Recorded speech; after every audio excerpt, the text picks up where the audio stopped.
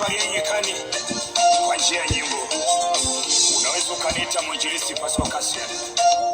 Nimerudi tena.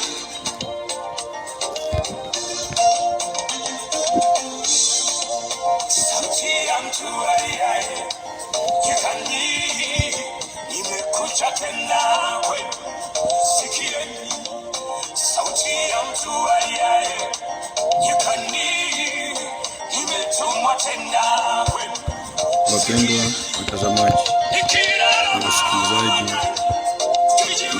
na waalika katika filamu hii ya kupeperusha mahubiri ya moja kwa moja hewani, ili tupate kusemezana mawili matatu ya kujulisha na kukumbusha na kuimarisha na kujenga na kusaidia akili upate kujua na kufahamu na mambo mengi sana tutaenda kujifunza, na ningependa sana uzingatie yale yatakayosemwa mahali hapa na uyaweke moyoni mwako, maana moyo wako ndio unaohitajika hapa. Maana moyo, roho huzungumza kwa moyo, mashetani pia inaandama huo moyo. Ujumbe wote unaoingia unaingia moyoni, sio kile kinachotoka mtu ndicho kilichokuwa kimemuingia. Sasa kama kilitoka mbinguni kikimtoka kitafaa wanadamu, na kama kilitoka kuzimu kikamuingia moyoni, ndeni hicho ndio kitamtoka. Na kabla sijaendelea sana, ningependa tu kuwakumbusha kuwa hii safari ni ndefu sana. Safari ya kwenda mbinguni ni mbali sana, si hapa karibu, na inafaa masaidiano. Shika wenzako mkono, tia nguvu walio wanyonge, walio wadhaifu uwasaidie, ili safari hii ipate kuwa nyepesi. Haijalishi unapitia hali gani, lakini ni kujipa moyo. Na leo naenda kuzungumza kuhusu kitu fulani, jambo fulani muhimu sana juu ya nafsi yako. Maana hapa sijakuja kujientertain. I have not come here to advertise myself. I'm not here to advertise or entertain people. I'm here for a serious matter, serious issues, because the world of today imegeukia mambo mengi tofauti sana. Mambo ya kuumiza wengine, mambo ya kuchukiza wengine, na wenye kuchukiza wanafurahi. Hiyo ndio mambo nimekuja kuzungumzia hapa, na Kristo akiendelea kunifunulia mbele na mbele na mengine tutakuja kuongea, tutakuja kuzungumzia upate kufahamu, na wewe pia upate kujua ya kuwa ile unayofanya ni sawa. Kama si sawa, badilisha, na kama unaona ni sawa, endelea. Nataka tuende katika kitabu cha Isaya, mstari wa mlango wa 5 mstari wa 18 mpaka 21. Nasema, ole wao wavutao uovu kwa kamba za ubatili, na dhambi kwa kamba za gari. Wanasema, na afanye haraka aimize kazi yake tupate kuiona, na likaribia shauri lake yeye aliye mtakatifu wa Israeli tupate kuliona. Hiyo ni kuanzia Isaya 5:18 mpaka 19. So hawa ni wale waovu wanaofanyia wengine maovu, wakitazamia kuona matokeo yatakayotokea baada ya kutenda uovu wao, kutendea wengine uovu. Maybe umedhulumu mtu, sasa unataka kuona yule mwenye umedhulumu maombi yake yanajibiwa ama haijibiwi. Wacha nikwambie, hiyo maombi inajibiwa, lakini utataka kujua inajibiwa kwa njia gani? Kwa sababu uende ukaona ni kama uko huru, ukaendelea kutenda. Sikia 20 nasema, ole wao wasemao kwamba uovu ni wema na kwamba wema ni uovu, kwamba watiao giza badala ya nuru na nuru badala ya giza, watiao uchungu badala ya utamu na utamu badala ya uchungu.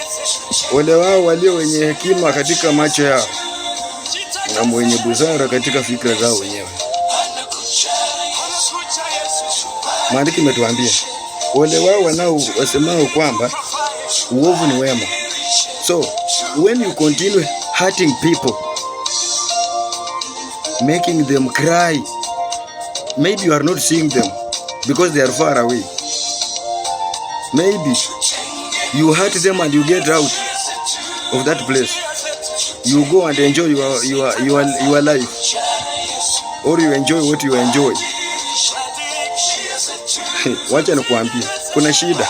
Ole wao. Ole inamaanisha ni kilio kisichokuwa na kikomo. Ole ni kilio kisichokuwa na kikomo.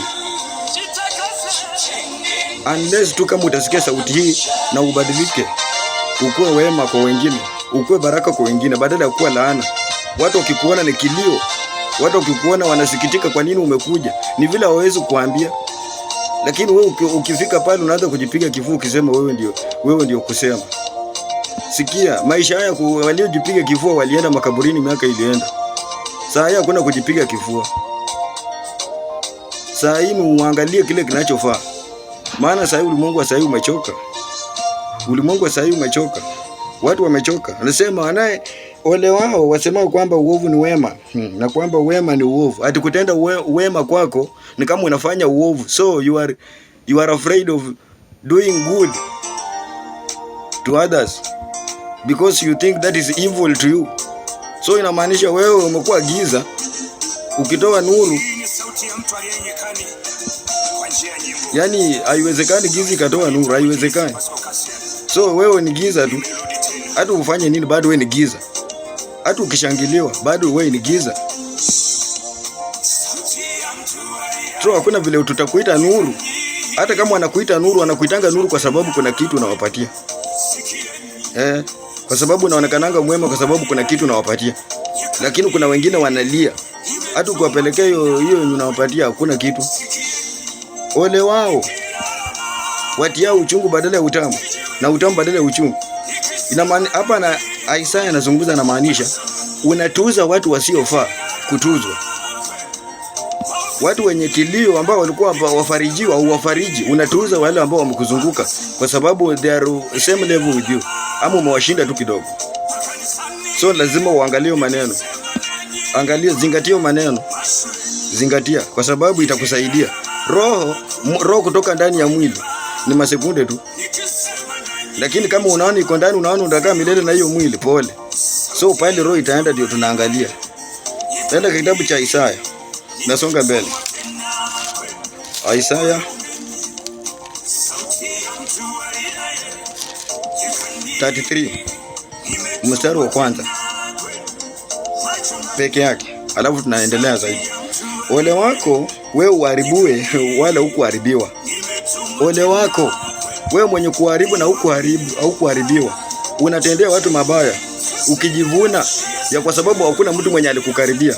Pengine umezungukwa na wenye silaha, pengine unaona wewe ndio unaweza. Sawa, weza. Lakini shida ndio hii. Hebu sikia. Utendea hila wala hukutendewa hila. Wewe fanya tu hizo hila zako, lakini hakuna mwenye anakutendea. Unatenda hila kwa sababu wewe ni mjanja. Maana unajua duniani sasa wajanja ndio wanaonekananga wanafaa sana kwa sababu wakidanganya wakisema vitu vyao wanaonekana kuwa ndio wanastahili. Sikia, utakapokwisha kuharibu utaharibiwa wewe. Sasa endelea. Endelea tu kuharibu. Endelea tu kutenda hila. Endelea kutenda hila. Endelea. Shikilia. My friend, I'm telling you, wakati utakapomaliza kutenda hila yako, utatendewa hila. Wewe pia utatendewa hila. Utatendewa. Na mwenye kukutendea hata pengine ni ule tu mwenye amekuzunguka hapo. Si ati mko mbali. Ni hao tu marafiki zako tu wenye unaonanga tu mnatembeanga tu nao. Hao tu ndio watakutenda. Si ati mtu anatoka mbali. Hapana. Ni hao tu. Utakapokwisha kuharibu utaharibiwa. Na utakapokwisha kutenda hila, wao watakutenda hila. So kuna kilio cha wanaoonewa. Unadhulumu watu, unaibia watu pesa. unachukua fake pictures unapost kwa internet ukisema hii ni duka yangu ninauza vitu na mtu na you are capturing people's mind so that they may know how well off you are, how busy you are in your business, and you are not doing any business. Nukukaa tu chini na simu. Hii mambo ya online hii mambo si mazuri. Hii siwezi sema hata izimishwe, lakini mimi nimeingilia kati. Ninasema hii mambo nyingi ni uongo na wengi wanaharibia wengine. Unachukua picha, unaenda kwa duka ya mtu unapiga picha, unaweka hapo unajiita sijui nini, alafu unaanza kulagai watu. Ninakwambia kama wewe ni mmoja, wao, acha. Ninakwambia utaharibiwa. Utasanya hiyo pesa na itakusaidia. Hakuna pale itakusaidia. Cha haki kinadumu, kisicho haki kinakuharibu. Kitaingia kweli kwa wingi kwa sababu una akili za kupata, lakini baadaye kilio na masikitiko, kichapo, watoto wanagonjeka wawili kwa mpigo na ugonjwa uonekani. Ukienda kusema upeleke kanisani waombewe, baada hata majibu haikuji. Kwa sababu gani? Umeshindwa kukiri dhambi zako za kutendea watu hila. Na mimi nashindwa. Huko makanisani mnafundishanga kutapeli watu. Maana unajua kuna watu wanaenda kanisani ili wakizikwa wakuwe na jina. Wakuwe na jina ya kanisa fulani ilienda kumzika. My friend, don't go to church because it can bury you. Go to church to get education, spiritual education, so that it can make you achieve your goal. Si kuanza kuangalia kudanganya watu hapa. Unadanganya na unaibia watu, na alafu baadaye unaenda kanisani unasema unatubu. Tena unarudi kutoka kanisani Monday ni wewe huyo. Tena ndio huyo unatapeli mwingine. Tuesday hivyo, Wednesday, Sunday ikifika unaenda kutubu. So what is that? Can you check on that? Or else moto unakuja. Na anayesikia sauti hii na elimisha na wengine. Kuna mwingine hapa anaitwa Brian Korir. Huyu Brian Korir nimemwona, niko na details zake hapa zinakuja. Nitakuonyesha vile ametapeli huyu mtu, na sijui ametapeli wangapi. Huyu mwenye ameniambia, amenionyesha. Na mimi sitaki upuzi kwa maisha ya mtu. Mtu analia, mtu amesacrifice, anatoa pesa yake, anakutumia. Na wewe unamdanganya ati unafanya, ati wewe uko na duka, unauza vitu kwa bei ya wholesale. I tell you, sikia Brian Korir pale ulipo. Sina polisi, sina askari, mimi si OCS. Mimi ni raia tu kama wewe. Lakini maombi ndio jeshi letu. Wanaomwamini Yesu, maombi ni jeshi letu. Jeshi linalokuja katika ulimwengu wa roho itakutafuta pale ulipo. Unaweza potea kwa macho ya serikali, ya macho ya kuona hii. Lakini maombi anasema jicho lake linaangalianga walio wake. Na sikio lake linasikia kilio chao. Na kama sikio lake linasikia, my friend, who are you? Hii Kenya hakuna mahali unazojificha. Anasema hata ujifiche kuzimu. Yeye mwenyewe anasema anakutoa huko. Na wewe huwezi enda kuzimu. Wewe ni mwanadamu tu wa kawaida. Hauwezi enda kuzimu mpaka ukufe. Ama pengine unafanya ushirikina, sawa. Lakini baada hata ukifanya ushirikina, yeye akitaka kupandisha atakufikia. So maombi ndio wanajeshi sisi tunategemea. Wale ambao tunamwamini Kristo. Maombi yetu tu, alisema tu tumuombe. Basi, na tukae miguuni pake. Hakutuambia tufanye vituko. Hakutuambia tufunge mairizi, hakutuambia hivyo. Alituambia tu tumuombe na tukae tungoje. So my friend, it is better you do it. Rudisha hiyo pesa. Rudisha, kwa sababu ni hatari kwa maisha yako. Mtu analia, amesacrifice. Anajua anaenda kuanzisha biashara. Wewe unaingilia, unajifanya unaweza kumsaidia. Kumbe unamtapeli. Wewe Brian Korir, Safaricom alikupigia simu ukafunga. Unajifanya mjanja, si ndio? Unajifanya mjanja. Sasa na mimi nataka nikuanike. Na hizo details ziko hapo. People will run away from you. Na watakujua. Unless watapeli kama wewe ndio watakuunga mkono. Watoto wako watakuona namna gani? Watoto wako, mke wako akisikia unatangaza hivi kwa online anasikiaje? Wewe mwizi wewe. Utakapomaliza kuiba na utaibiwa. Haujui utaibiwa nini? Haujui. Utakapomaliza kutapeli watu na utatapeliwa na ujui nini utatapeliwa nini na ujui. So angalia sana. Ni utubu. Toba ya kwanza ni kwa matendo, regesha pesa ya watu. Na wale wenye umetapeli, angalia vile unaweza kama watakusamea watakusamea, lakini yule mwenye kumregesha mregeshe. My friend, I tell you. Ni ujiangalie sana. Sikia. Hizo details zinakuja hapo mwisho. Hapo namalizia hapo. Ni za huyo jamaa. Ni za huyo jamaa anaitwa Brian Korir. Anajifanya mfanya biashara. Kumbe ni conman. Nakuhurumia sana ndugu yangu. Nakuhurumia. Wewe cheka tu, uko na pesa. Uko na pesa. Lakini pesa haiwezi kusaidia. Kuna mali hata pesa inafikanga mali wanasema hata hii hata tuwezi. Madaktari wanakuambia tuwezi. Hata kuna kesi ukipeleka polisi wanakuambia hii hatuwezi. It is beyond the level. Nikiwashinda wanaacha. Sasa haina haja tuende kwa polisi. Nimekuambia polisi wetu ni akina nani? Sisi tutumie polisi, tunatumia jeshi.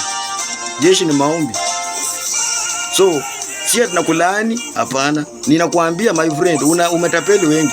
Kitambo utapeli huo mwenye umetapeli kuja niambie, ndio nikuje nikuambie. My friend, kama umekula wengi, hujaanza sasa. So ni utubu. Tubu ya kutubu unaanza kwa matendo, unaregesha pesa za watu. Uregeshe pesa za watu. Uregeshe pesa za watu. Hiyo ndio ombi langu kwako. Usipofanya hivyo mimi sijui yatakayokupata. Utanitafuta online utanipata. Utanitafuta utaniona. Utatafuta wewe mwenye unataka umlipa utamuona. Sasa hii fanya vile unaweza. Utakapomaliza kutenda hila, utatendewa. Na utakapomaliza kuumiza na utaumizwa. Utakapomaliza kuharibu na utaharibiwa. So kuwa tayari kuharibiwa. Hili kichapo kinakuja. Barikiwe sana. Na wale wengine ambao wanakuwa wanajipanga kuanza kufanya uchafu kama huo, mwache, kwa sababu ni hatari inakuja. Unaweza ibia mtu mwenye aibiwi. Kuna mtu anahangaika Kenya hii kwa sababu aliua mtu mwenye auliwi. Unajua kuna watu hawafai kuuliwa. Kuna mtu anateseka mahali, anaumia. Aliua mtu mwenye hakuwa anafaa kufa hiyo wakati. Na kuna mtu anateseka mahali si ati alirogwa. Hapana. Alifanyia mtu mwenye haki. Mwenye alikuwa na haki yake ya kuishi, akamfanyia mabaya na ikamdhuru. Basi kichapo kinamtesa mpaka saa hii. Wengine hata wako na magonjwa hayaponi. Wengine wako na nuksi, mikosi nini, wanasema ni laana. Wakienda kwa mhubiri anasema ni laana, leta tuvunje, wanavunjaka lakini hakuna, kwa sababu alitesa mwenye haki. Angalianga kilio cha mwenye haki. Hiyo huwa inajibiwa direct, haikawi. Sasa my friend, jiangalieni sana. Jiangalieni sana. Jiangalieni sana. Kwa hii maisha usipo tahadhari kwa kufanyia wengine hila, ukawa na hofu ya kuwa wewe kama wewe ndio ungekuwa unatendewa, my friend,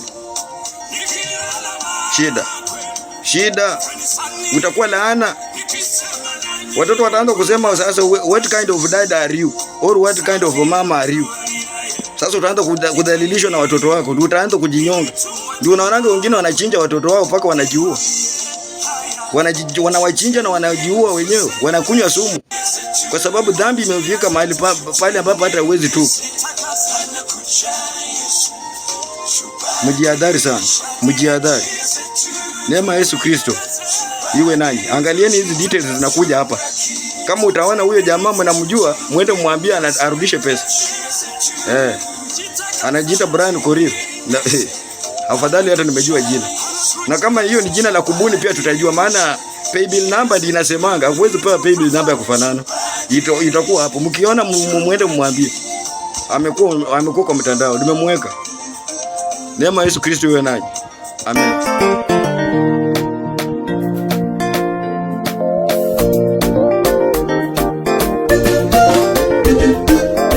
Hii ni sauti ya mtu aliye nyikani kwa njia ya nyimbo. Unaweza ukaniita mwinjilisti Pascal Cassian. Nimerudi tena.